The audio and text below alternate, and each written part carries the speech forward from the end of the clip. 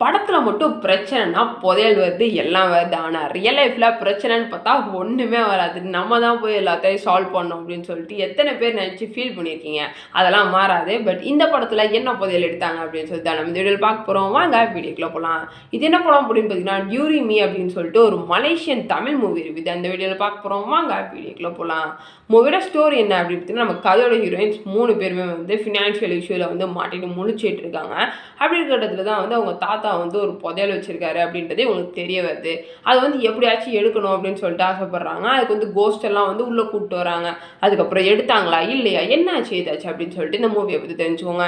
இந்த மூவியை பற்றி சொல்லணும் அப்படின்னு பார்த்தீங்கன்னா இது வந்து ஹாரர் வித் காமெடி மூவி அப்படின்னே சொல்லலாம். பட் ஹாரரும் ஒர்க் அவுட் ஆகல, காமெடியும் ஒர்க் அவுட் ஆகல அப்படின்னே சொல்லுவேன்.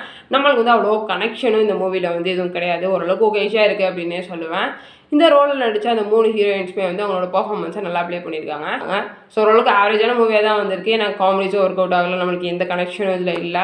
ஸோ ஓகேஷாக இருக்குது. ஸோ வேணா பார்த்து என்ஜாய் பண்ணுங்கள். இது அந்த மூவி ரிவ்யூ இதே போல இன்ட்ரெஸ்டிங் மூவி ரிவ்யூட மாட்டீங்களா என்னோட சுற்றிக்கிறேன். By by, thank you.